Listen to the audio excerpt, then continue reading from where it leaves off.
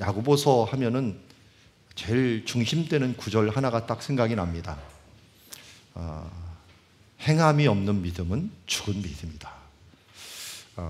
믿음을 이야기는 분명히 하는데 살아있는 믿음, 행함이 있는 믿음을 이야기하고자 하는 것이 야고보서의 핵심이라고 할 수가 있을 것입니다.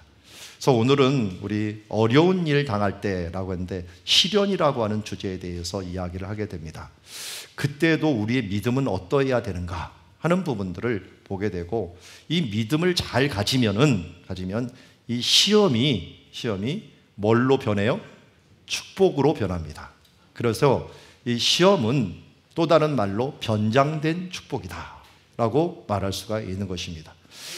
그냥 당하면은 시험은 환난으로 끝날 수 있지만 믿음으로 잘 이기면은 변장된 축복, 하나님께서 예비한 축복이라고 할 수가 있는데요. 자, 오늘 말씀을 함께 보도록 하겠습니다. 자, 야고보서 1장 1절에 보면 하나님과 주 예수 그리스도의 종 야고보는 원래 예수님의 형제로 유명합니다. 마가복음에 보면은 예수님의 형제들 명단이 나오는데 그 첫 번째가 야고보가 나와요. 그래서 예수님은 동정녀 마리아에게 태어났지만 마리아가 요셉과 결혼한 뒤에 계속 정상적인 부부 관계에서 나온 아이들이 있겠죠. 그 아이들 중에 첫 번째가 야고보고 그 다음에 유다라고 하는 사람이 있어요. 그래서 야고보는 야고보서를 썼고 그 다음 그 동생인 유다는 유다서를 기록했습니다. 물론 12사도에는 해당되지 않지만 사도행전에 보면은 12사도의 대표인 베드로하고 급이 같을 정도로 우리 으뜸되는 사람으로서 야고보를 쳐줄 정도로 야고보는 예루살렘 교회에서 또 유대 교회에서 아주 견고한 위치를 가지고 있는 사람이었습니다. 그런데 이 야고보의 특징이 뭐냐면 굉장히 경건했습니다. 경건하다고 하는 것들은 이 율법에 대해서 아주 철저했다는 것을 보게 돼요. 그래서 다른 사람들도 어느 누구도 유대인들조차도 이 기독교인들이지만 예수를 섬기지만 율법으로는 흠을 잡을 수 없는 사람이 야고보였어요. 그래서 바리새파 중에서 많이 예수님을 믿을 때 야고보를 보고서 많이 넘어옵니다. 그래서 그가 율법도 잘 지킬 뿐만 아니라 율법 안에서 완성된 예수 그리스도를 믿는 신앙을 가지고 있었어요. 그러다 보니까 뭐가 또 문제가 되냐면 이방인들하고의 문제가 생겼어요. 이방인들은 율법을 제대로 못 지키는데 예수 그리스도를 믿었는데 이 바리새파 중에서 율법을 잘 지키는 사람들이 이 야고보파가 되었고, 여기 있는 이방인의 구원받은 사람은 베드로가 고넬료를 전도하면서 이방인을 전도했고, 바울이 또 전도하면서 이방인은 율법을 지키지는 못하지만 그리스도인이 된 사람들이에요. 이 사람들이 합쳐갖고 우리 사도행전 15장에서 회의를 했잖아요. 그 회의 때 어떻게든지 하나가 돼갖고 이 한 마음을 모았어요. 그렇지만 문화는 어떻게 할 수가 없었던 것 같아요. 가지고 있는 문화. 그래서 야고보 그러면 무조건 율법을 잘 지키는 문화를 가진 사람 해서 오늘도 야고보의 하는 말들에 있어서는 너희가 믿음 너무 바울 쪽에서 믿음 하지만 그 믿음으로만 된다고 자꾸만 생각하는데 잘 보니까 믿는다면서 행동이 따르지 않는다. 살아있으면 뭔가 행동이 따라야 되는 거 아니야. 내 삶으로 뭔가 내 믿음을 증명해야 되는 것 아니냐라고 하면서 오늘 야고보서를 통해서 너무 믿음 하면서 행위가 없는 믿음들에 대하여 경책하면서 그들에게 다시 한번 이 시련 가운데서 행동이 있는 믿음으로 바로 섰으면 좋겠다라는 것입니다. 여러분, 어떤 시대에는 너무 행위만 강조하는 때가 있어요. 예를 들어서 우리 조선 시대 같은데 유교적인 신앙들, 이런 것들이 기독교와 합쳐지면서 너무 율법적으로 살아가는 때가 있어요. 그런데 현대에 와서는 이거는 행위가 없어지는 신앙들로 너무나도 변하다 보니까 어떻게 보면 이 야고보서가 우리에게 더 강조가 되어야 하는 시기가 되는 것 같아요. 행위가 너무 강조되는 시기에는 믿음이 강조돼야 되고요. 또 믿음만을 너무 강조하는 시기에는 행위가 좀 강조가 되어야 됩니다.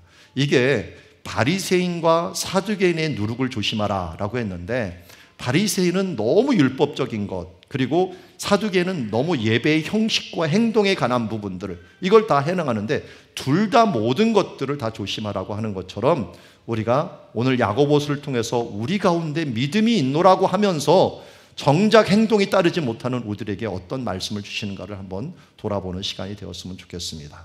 왜냐하면 최근에도 기독교인들이 제일 욕을 많이 먹는 것은 믿노라 하면서 그의 삶이 따르지 않는 사람들이 너무나도 많기 때문에 그렇습니다. 오늘도 야고보서의 그 외침이 우리 교회와 또 우리의 삶들 가운데 함께 있어지기를 원합니다. 자, 먼저 2절을 봅시다. 내 형제들아, 한번 읽어볼까요? 2절 시작.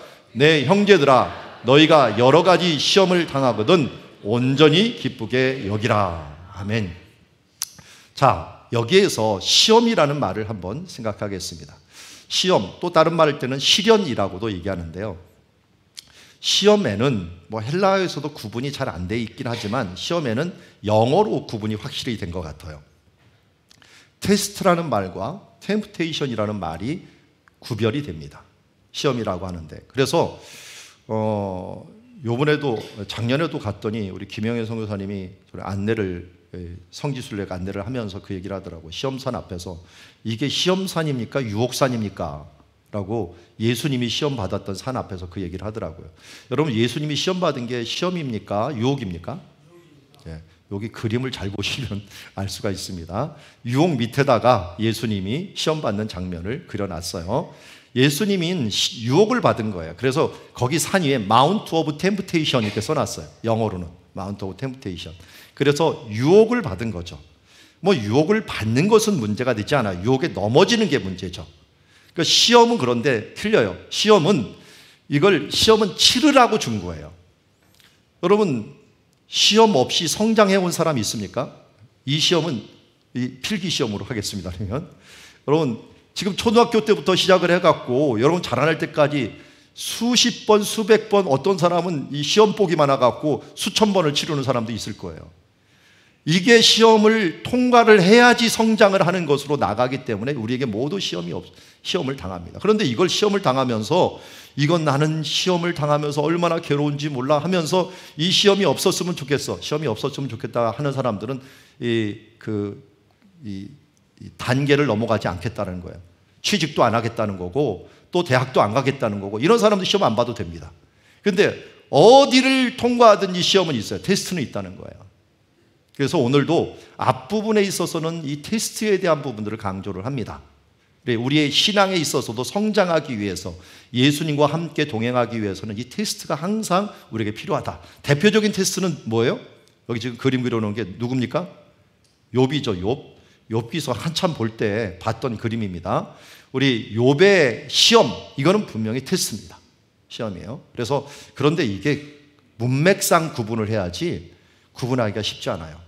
오늘 우리 찬양 중에 그저 엎드리는 것, 그 내용이 뭡니까? 그저 엎드리는 거, 엎드리는데 그 앞에 뭡니까? 앞에 이게 무슨 어려움들이 많이 당하고 지나왔는데 그것이 내 잘못인지 아니면은 내가 이 고집인지 이게 하나님의 뜻인지 이거 내 신념인지 알 수가 없을 때가 많다는 거예요. 지금도 마찬가지죠. 이게 시험인가 아니면 이게 내가 유혹을 받는 건가 하는 때가 있는 거예요. 근데 그거 정말 몰라요. 여기 오늘도 문맥상 보면은 잘 모를 때가 많습니다. 성경에서 아무리 살펴도 모른다면 우리 인생도 모를 때가 있어요. 오늘 그래서 찬양에서는 어떻게 하라고요? 그냥 엎드려 버리라는 겁니다. 이게 테스트하는 기간에는 하나님이 뭐 하기를 원하는 시간이냐면 하나님과 가까워지기를 원하는 시간이에요. 기도하기를 원하는 시간이거든요. 그래서 어려울 때 하나님이 나를 부르시는구나 하면서 주님 앞에 가까이 가는 게 하나님이 원하시는 1차 단계라고 하는 것입니다.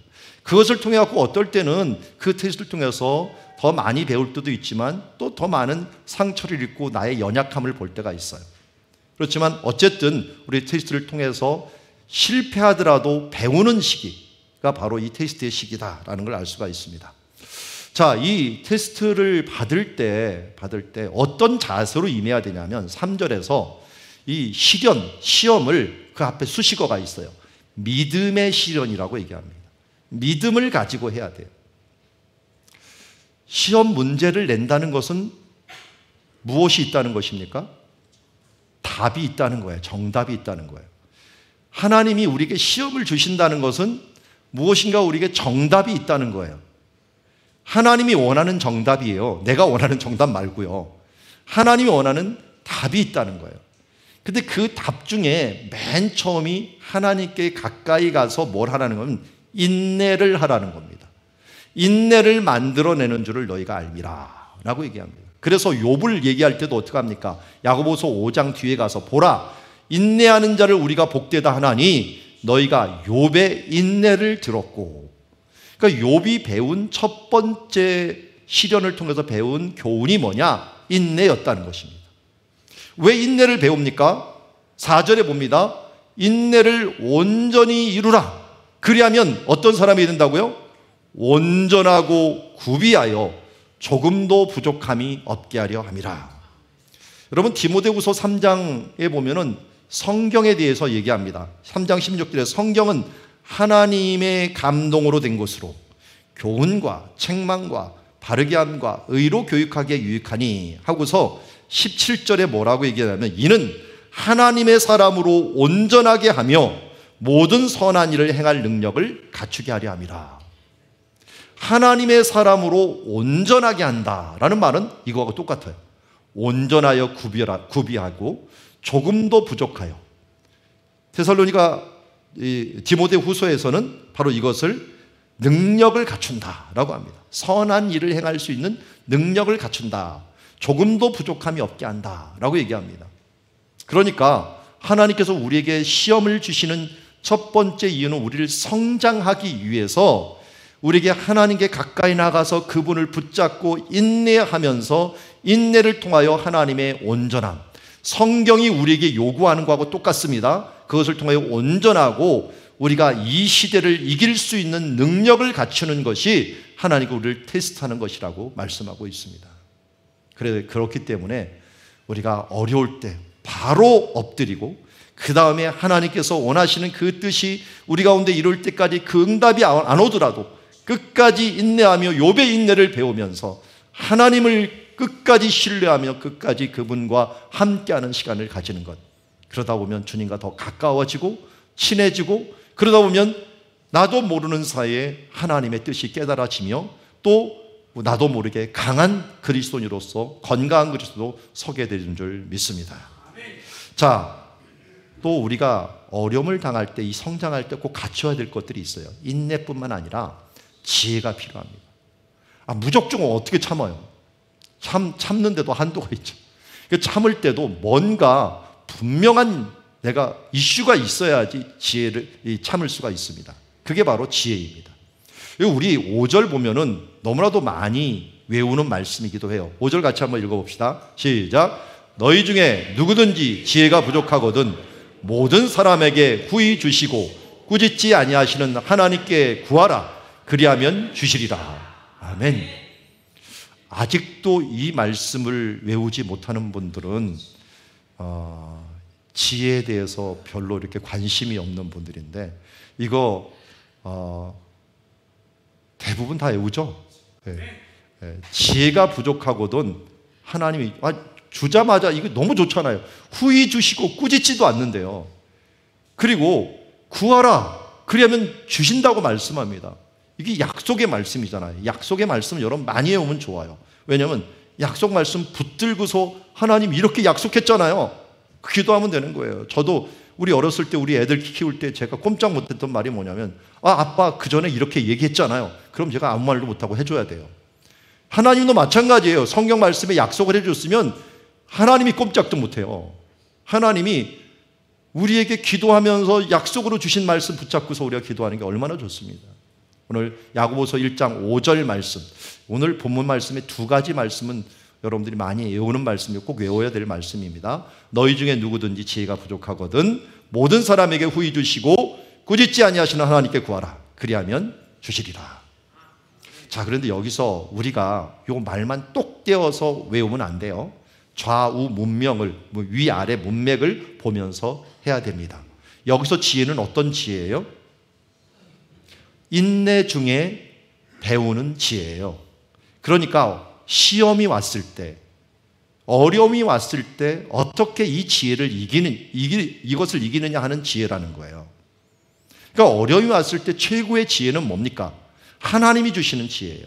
물론 솔로몬 같은 경우는 하나님께 기도하면서 하나님, 내가 이 왕의 직분을 받았사오니 재판을 해야 되오니 재판할 수 있는 지혜를 주십시오. 그래서 무슨 지혜를 달라고 했어요? 선과 악을 구분할 수 있는 지혜를 달라고 얘기했습니다.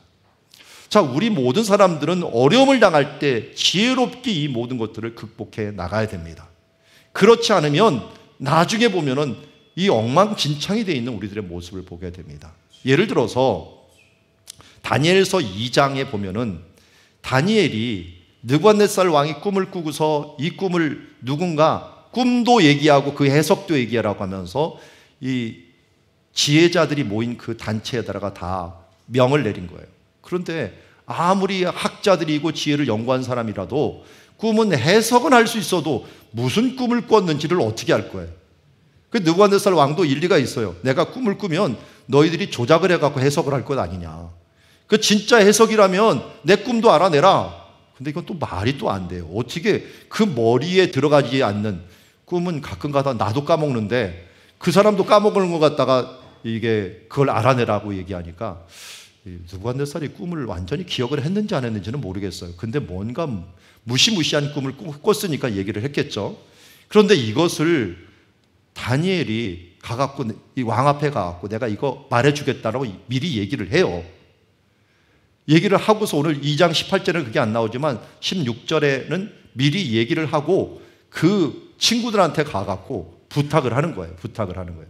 18절에 하늘에 계신 하나님이 이 은밀한 일에 대하여 불쌍히 여기사 다니엘과 친구들이 바벨론의 다른 지혜들과 함께 죽임을 당하지 않게 하시기를 그들로 하여금 구하게 하니라 라고 얘기합니다. 그러니까 미리 말을 해놓고 하나님께 지금 기도하러 가는 거예요. 이거 안 되면 어떻게 될까요? 하나님이 안 알려주면 이거는 이 친구들 다 죽을 뿐만 아니라 유대인들도 다 죽을 수 있어요. 누구 왕을 능욕을 해 속여 하면서 죽일 수가 있어요. 그런데 다니엘이 추호도 의심이 없어요. 여기 6절에 보면 오직 믿음으로 구하고 조금도 의심하지 말라라고 하는 것이 지금 다니엘이 실천하고 있는 중이에요.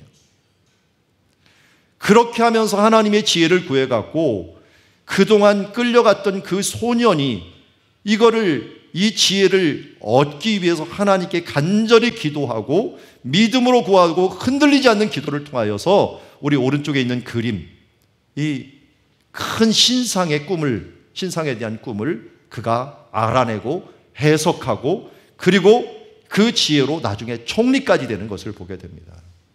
여러분, 어려움은 우리에게 어려움 자체로 끝나지 아니하고 하나님께서 이 어려움을 통해 우리를 성장시키고 또 하나님께서 이것을 통하여 하나님의 놀라운 직분들을 우리에게 허락하여 주시기 위한 그런 기회라는 사실들을 잊지 마시기 바랍니다. 그러기에 우리가 이 어려움에 대해서 어떻게 대해야 돼요? 제가 자주 얘기하죠. 환난이 오면 어떻게 하라고요? 무슨 축복을 주시려고, 웬 축복을 주시려고, 시험을 당할 때는 무슨 축복을 주시려고 하면서 우리가 믿음의 눈으로 이것을 바라볼 수 있는 시각이 있어야 될 줄 믿습니다.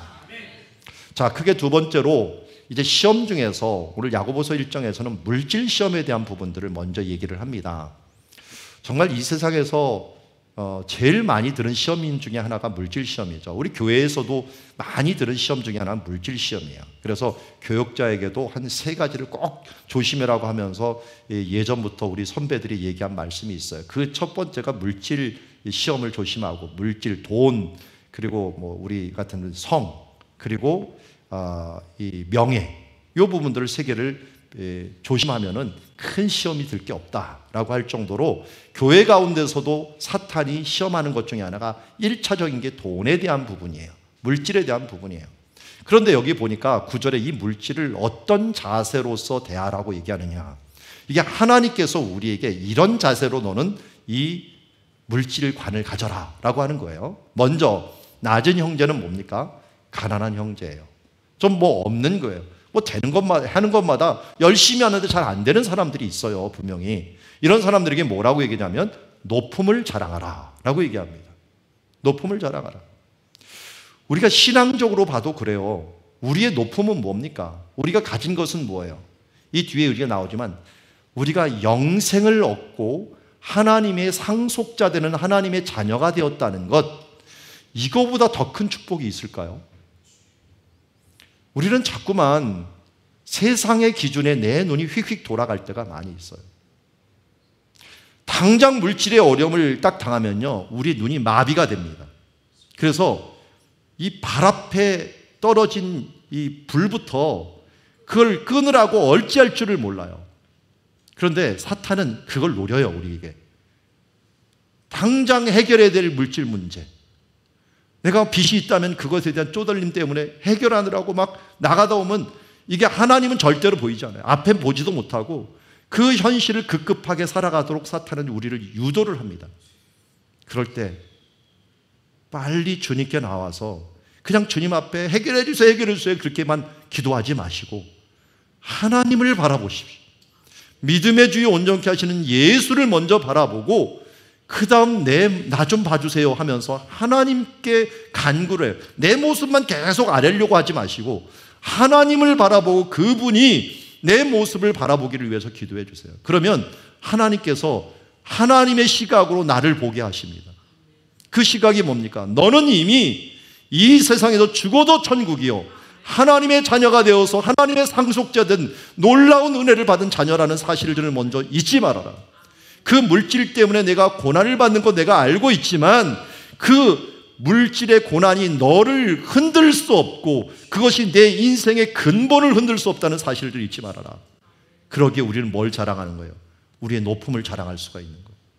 하나님의 자녀됨을 자랑하고 하나님의 영생을 소유한 것들을 자랑할 수 있고 우리 가운데 질그릇 같은 우리 가운데 예수 그리스도가 계신 것들을 내가 보배를 품었음을 자랑할 수 있는 높음을 자랑할 수 있는 주님의 자녀가 될 줄 믿습니다.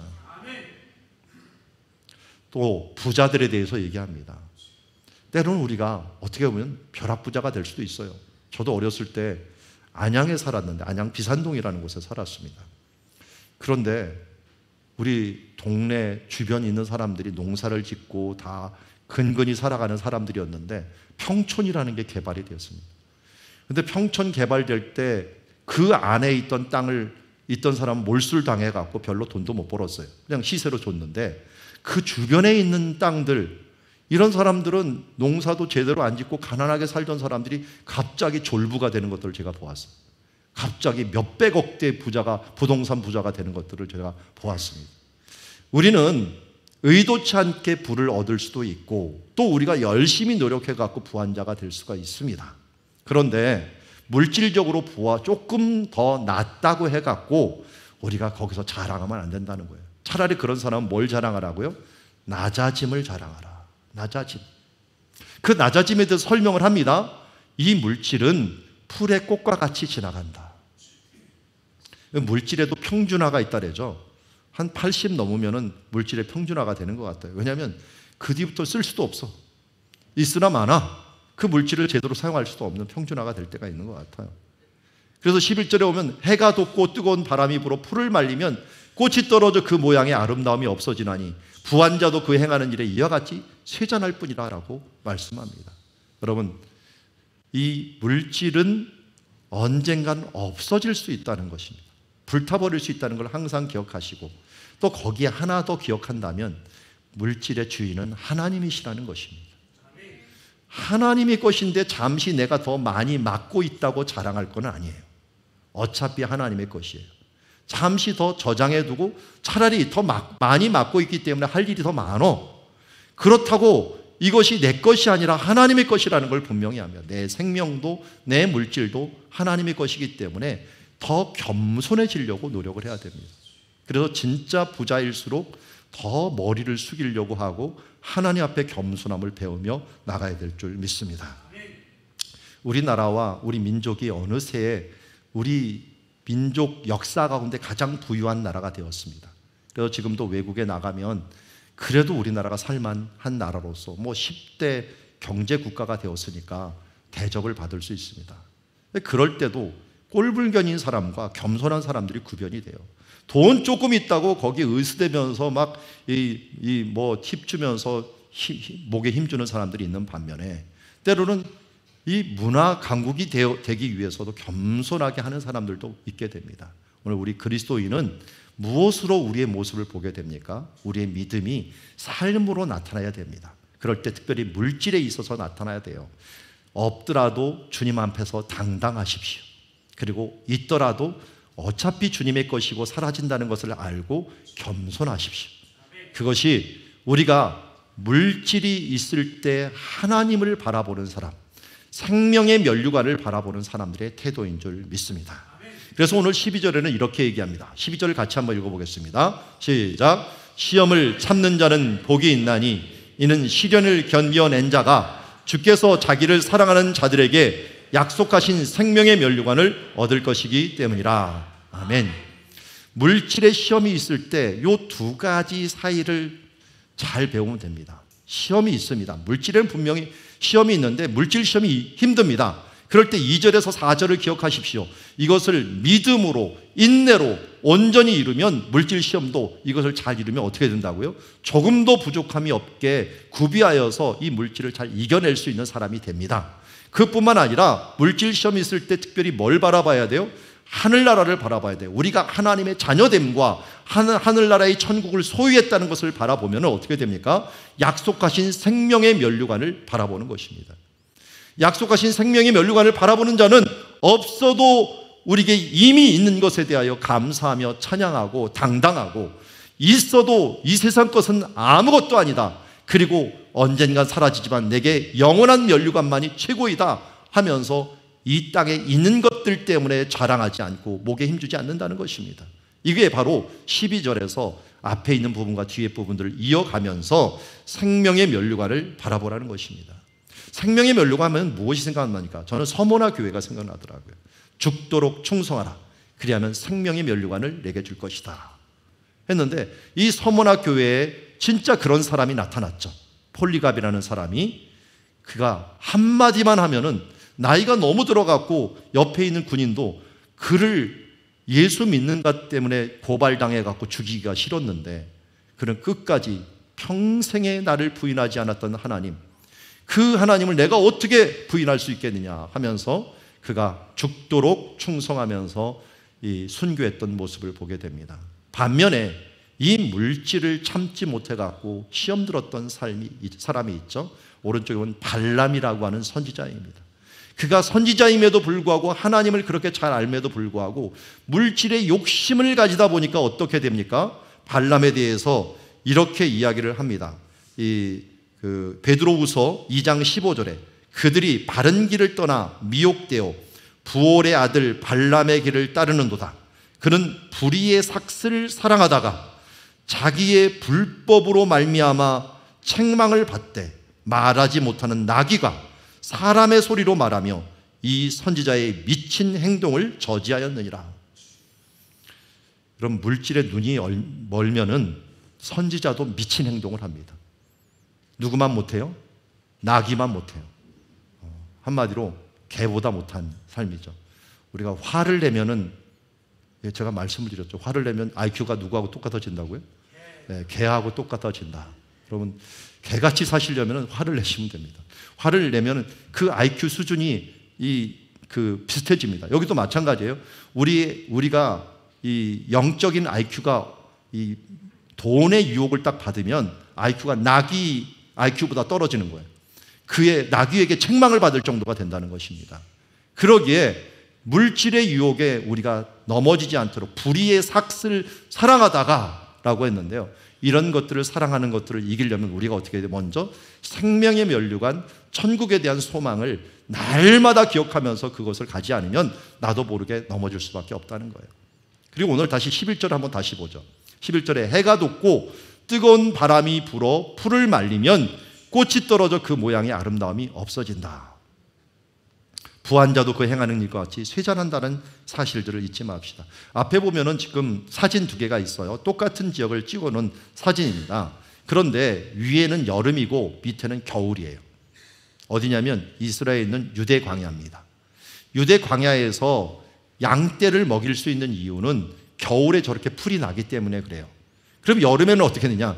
저 풀이 말라갖고 마른 풀을 먹일 수 있기 때문에 그래도 양떼를 먹일 수 있어요. 그러나 많이는 못 먹이겠죠. 계속 풀이 있는 게 아니니까요. 그런데 그러다 보니까 해가 돋고 뜨거운 바람이 불어 풀을 말린다고 하는 표현은 이 이스라엘에 있는 사람들에게 너무 극적인 표현이에요. 이게 한 3월에서 4월이 되면 동쪽에서 아라비아 사막에서 바람이 불어오는데 함신이라고 해갖고 다 합치면 한 50일 정도가 되는 바람이 불어오는데 이 바람에 이 아래쪽에 있는 이 푸르른 풀밭이 졸지에 저렇게 다 말라갖고 싹 말라버립니다. 그래서 여름에 가시면 위에 있는 광경밖에 못 볼 거예요. 겨울에 가면 밑에 있는 광경만 봐요. 아, 여기 푸른 초장이니까 좋겠다라고 하는데 여름에 가면 비가 한 방울도 안 오고 저렇게 다 말라버리기 때문에 무슨 이런 땅에서 어떻게 양들이 사나라고 할 정도로 의심이 될 것입니다.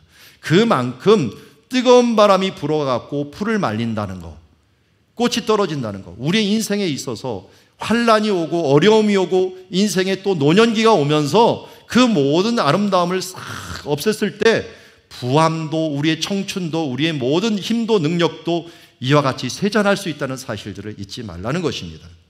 이러기에 우리가 돈은 유용하지만 이 유용함에 우리의 목적을 두지 말고 정말 좋은 수단입니다. 수단이지만 우리가 이 좋은 수단을 사용할 생각을 해야지 그곳에 내 목숨을 걸거나 그것에 내 목표를 두면 알겠다. 내 목표는 부자가 되는 거야. 이것처럼 어리석은 사람이 없어요. 내 목표는 이것을 잘 사용해서 하나님의 천국에서 정말 하나님과 영원한 행복을 누리며 살아가는 그런 사람이 될 수 있도록 하나님의 영광의 꽃이 되는 것이 우리가 목표가 되는 삶을 살아야 될 줄 믿습니다. 자, 그 한 예가 이 어리석은 부자 예죠. 옛날에도 많이 그림을 그려봤는데요. 이 그림을 보면은 부자가 지금 뭘 하고 있어요? 등잔불을 이렇게 등고 있죠. 이게 부가 언제 꺼질 줄 몰라갖고 그리고 쌓아놓은 것들 언제 타버릴지 몰라요. 그가 지금 나이가 들었어요. 나이가 들어 언제 죽을지 몰라요. 그런데 그런데도 불구하고 사람들은 이 불을 끝까지 붙들려고 해요. 여기 있는 한 부자, 누가복음 12장에는 한 부자가 그 밭에 소출이 풍성해 심중에 생각하여 곡식을 쌓아둘 곳이 어딨나 하면서 창고를 더 짓고 뭐 짓고 계획을 했어요. 그런 계획을 했는데 하나님이 나타나서 뭐합니까? 내가 내 영혼에게 이르되 영혼아 여러 쓸 것을 쌓아두며 평안히 쉬라고 말하는 그 영혼에게 어리석은 자여 오늘 밤에 내 영혼을 도로 찾으리니 그러면 내 준비한 것이 누구의 것이 되겠느냐. 21절에 일침을 놓습니다. 자기를 위하여 재물을 쌓아두고 하나님께 대하여 부유하지 못한 자가 이와 같으니라. 여러분 투자를 잘해야 됩니다. 이 땅에 있는 주식 투자하다가 다 망하지 마시고 하나님의 투자를 잘하십시오. 영생에 대한 투자를 잘하십시오. 이 썩을 것을 가지고 썩지 않을 것으로 만드는 사람이 지혜로운 사람입니다. 영원한 나라를 위해서 여러분들이 선행을 하시고 이 땅에서 믿음으로 인내하시면서 하나님 나라를 위해서 뭔가 보람 있는 일들을 해야겠다라고 하는 말을 가지십시오. 돈에 내 눈이 멀어버리면 돈을 사랑함이 뭐가 되는 거예요? 일만하게 뿌리가 되고 우리의 눈이 어두워갖고 선지자조차도 무너졌습니다. 발람 선지자는 그 예언하는 것을 보면 정말 놀랍습니다. 그렇게 놀라운 것을 2장 3장에 걸쳐 그의 예언을 기록해놨는데 그러나 정작 그가 돈의 욕심에 빠지니까 완전히 왜곡된 선지자로서 무너지는 것을 보면서 우리가 돈의 유혹에 있어서 이기려면 첫 번째 생명의 면류관을 바라보는 삶을 계속 가지고 이 모든 물질은 언젠간 사라질 수 있다는 것이고 이것은 수단에 불과하다는 것 꼭 기억하시면서 우리의 신앙을 지켜가는 주의 자녀들이 되기를 원합니다. 이제 세 번째로 어려운 일을 특별히 당할 때는 하나님의 선하심을 믿는 신앙이 우리 가운데 있어야 될 줄 믿습니다. 요사이 제 가운데 계속 다가오는 말씀 중에 하나가 뭐냐면 하나님의 선하심과 인자하심입니다. 하나님은 선하시다. 하나님의 선하신 것을 믿습니까? 그럼 그부터 파생되는 것이 너무 많아요. 하나님이 우리에게 시험을 주시더라도 이것이 나를 선함으로 인도하기 위한 하나님의 계획이라는 것입니다. 그러기에 환난도 어떤 면에서는 하나님의 은혜예요. 나를 성장시키시려고 하는구나. 어떤 사람은 환난을 고난이라고 생각하지만 하나님의 시각으로 보면 이게 은혜라는 거예요. 그런데 우리가 시험을 당하면서 사람들이 이런 조금 핑계를 대요. 하나님이 나를 시험하신다. 자, 여기 보면 시험과 유혹은 분명히 구분을 해야 돼요. 사람이 시험을 받을 때 내가 하나님께 시험을 받는다 하지 말지니 하나님은 악에게 시험을 받지도 아니하시고 친히 아무도 시험하지 않으시니라. 특별히 유혹에 빠지는 사람들이 있는데 그 빠지는 사람들을 향한 말씀이에요. 오직 각 사람이 시험을 받는 것은 자기 욕심의 미혹 때문이에요. 여러분, 유혹을 받더라도 그것을 이겨낼 수 있는 사람이 있어요. 예수님도 분명히 이겨냈지만 여기 요셉을 들 수 있죠. 요셉은 정말 큰 유혹을 받았죠. 그 만화님이 어떻게 보면 하룻밤만 정말 동침을 하면은 그야말로 그 인생이 더 멋지게 풀릴 수도 있을 유혹, 당장의 유혹이 있었을 거예요. 그런데 그 욕심을 이겨냈어요. 성적인 유혹을 이겨냈어요. 그런데 이 유혹은 대부분 어디서 왜 무너지는가 봤더니 여기 보니까 각 사람이 자기 욕심 때문에 무너진다는 거예요. 자기 욕심. 물질에 대한 욕심, 또 내 부분의 욕심. 그래서 잘 보면 내가 자꾸만 시험 드는 게 있어요. 시험 드는 것은 내가 약한 부분이에요. 하나님이 그것을 고치기를 원하시는 분이에요. 만지기를 원하시는 부분이에요. 빨리 그것을 고치지 않으면 똑같은 일을 동일하게 당하게 되는 것을 보게 됩니다. 여러분, 실패를 통해서 우리의 유혹을 통해서 유혹을 통해서 우리가 실패할 수도 있어요. 그렇지만 이 실패를 통해서 우리가 배우기를 원할 거예요. 유혹을 그러면 어떻게 이깁니까? 그런데 인간으로서 인간에 오는 유혹을 이긴 존재는 없어요. 오직 유혹을 이긴 분은 예수님뿐이 없어요. 특별히 그 유혹 중에서 대표적인 유혹이 무엇입니까? 오늘 요한 1서 2장 16절에 보면은 이렇게 얘기합니다. 이는 세상에 있는 모든 것이 육신의 정욕과 안목의 정욕과 이생의 자랑이다. 그 유혹을 그림을 여기 그려놨는데 뱀이 유혹을 했죠. 유혹을 한 거예요. 그건 테스트가 아니에요. 유혹이에요. 그거는 뱀이 유혹을 했는데 지금 아담과 하와가 이것을 먹었어요. 그런데 그때 성경에서 얘기하기를 이게 어떤 유혹이라고 하는 것들을 얘기를 합니다. 어떤 탐욕이라는 것을 얘기를 하죠. 이게 먹음직도 하고 보암직도 하고 지혜롭게 한 만큼 탐스럽기도 한지라 라는 말인데 이걸 유식한 말로 요한일서 2장 16절에서 뭐라고요? 육신의 정욕, 안목의 정욕, 이생의 자랑이다 라고 얘기합니다.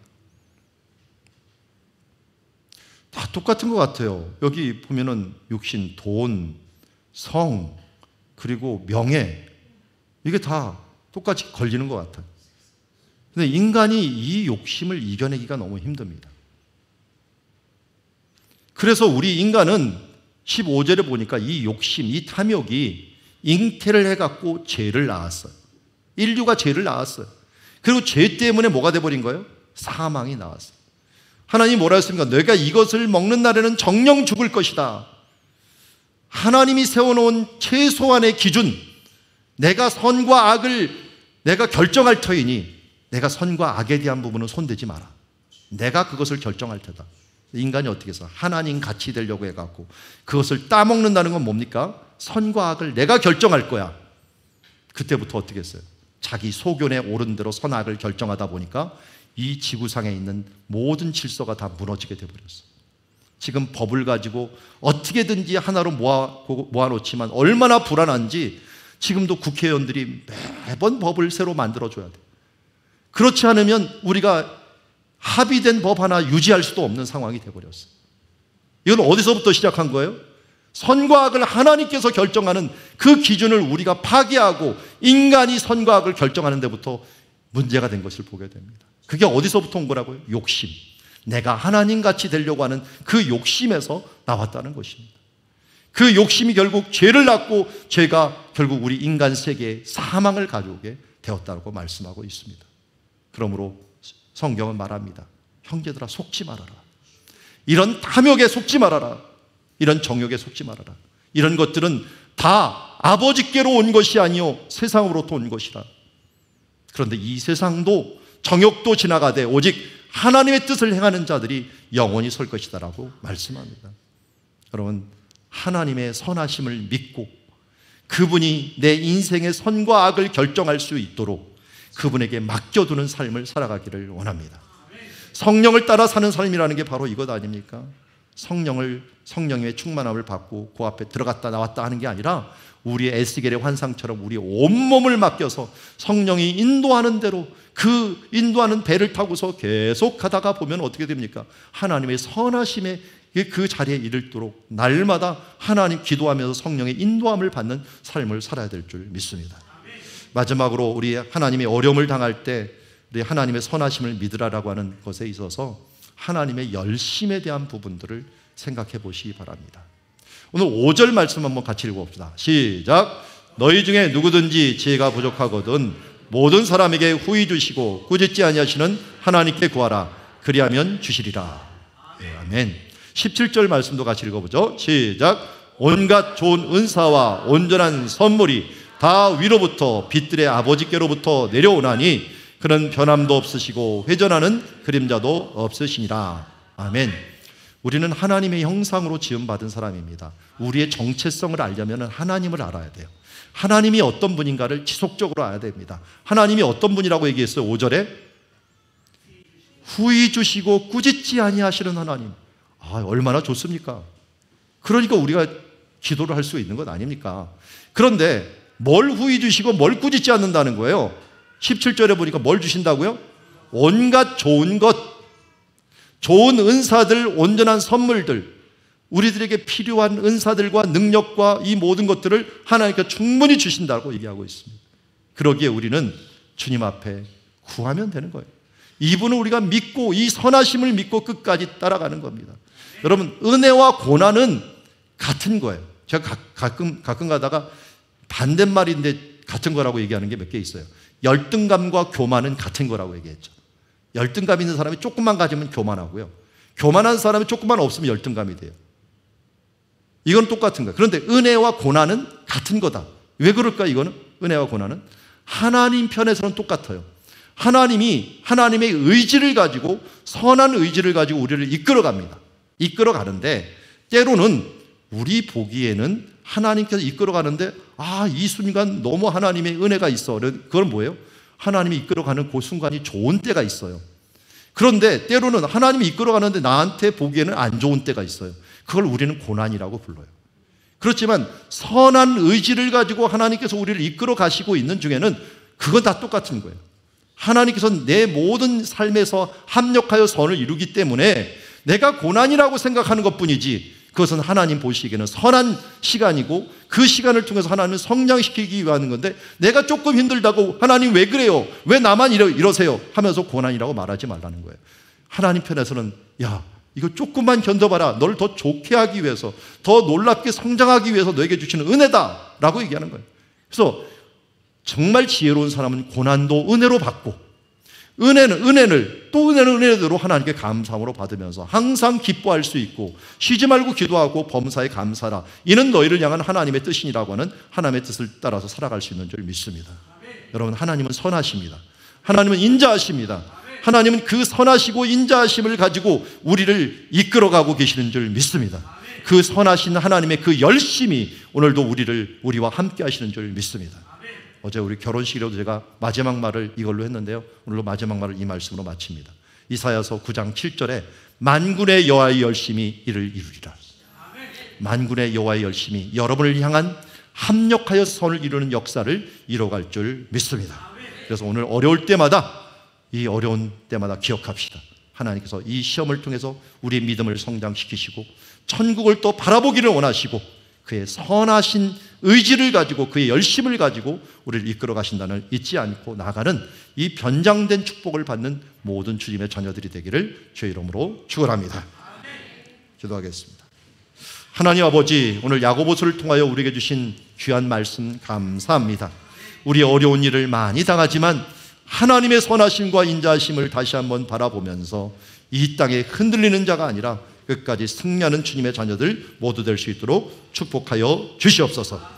이제는 우리 주 예수 그리스도의 은혜와 하나님 아버지의 극진하신 사랑과 성령의 교통하심이 오늘 어려운 일을 당하지만 이것을 믿음의 시각으로 또한 인내를 가지고 지혜롭게 하나님이 주시는 선하신 의지의 열심을 바라보면서 하늘의 소망을 가지고 승리하는 주님의 자녀가 되겠다라고 다짐하는 우리 사랑누리 가족들 위해 이제로부터 영원토록 함께 계실지어다. 아멘.